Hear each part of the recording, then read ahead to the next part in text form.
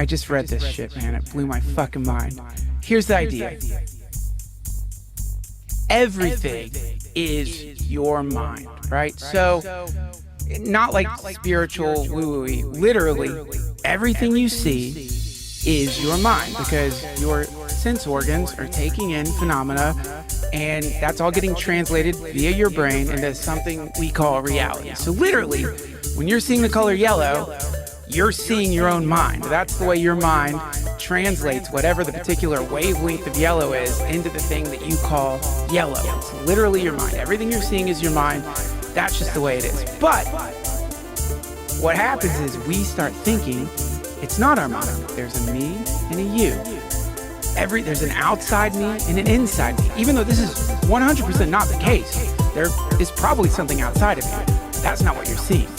You're seeing an incredible symphony of neurotransmitters that are all harmonizing in a way that produces your reality. So when you see an enemy or a friend, when you see someone you love and someone you hate, all your mind. The feeling of love, your mind. The feeling of hate, your mind. So when you get really fucking confused, not realizing this is all my mind, you start picking shit out.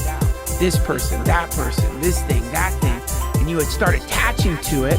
You start attaching to it to try to feel better, right? So you're like, if I can make this person like me, I'm gonna feel better. Now I'm gonna feel good again, or something's gonna make me feel better.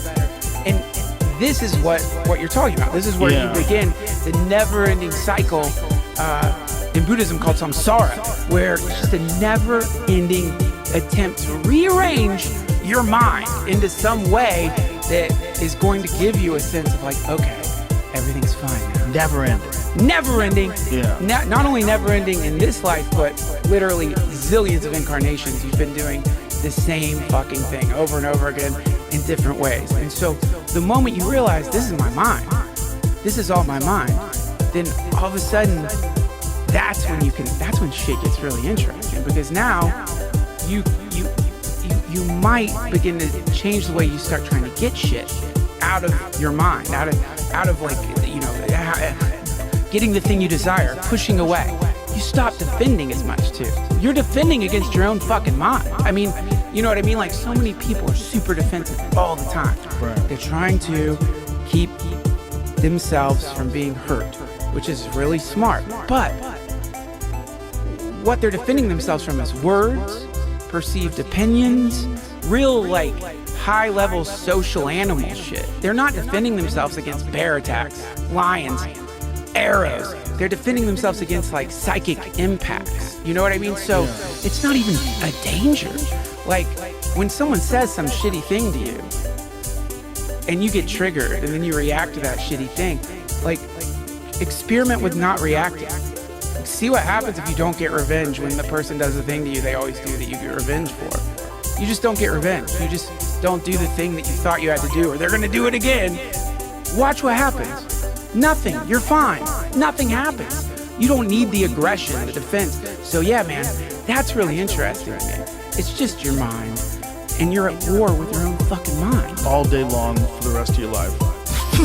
All day long for the rest of your life, every day, a raging war against yourself.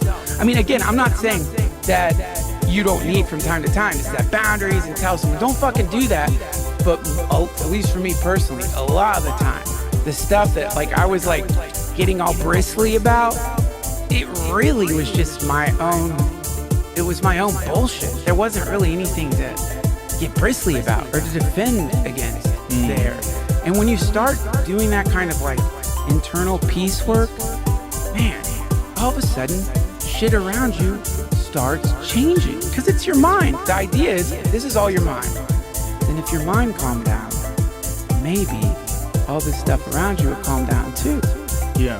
That's the idea. It might actually be the same thing. So if you start getting calm, if you start getting a little space between you and your thoughts, just maybe,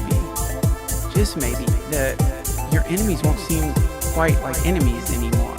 The people that you have been waking up in the middle of the night thinking about pouring acid in their mouth, maybe you'll realize it's like that The example that I read, and then I'll shut the fuck up. I'm sorry, everybody. The example that I read was, it's like someone shoots an arrow at you, and they miss. It lands at your feet. This is when someone says something shitty to you, or you get upset about something someone's doing.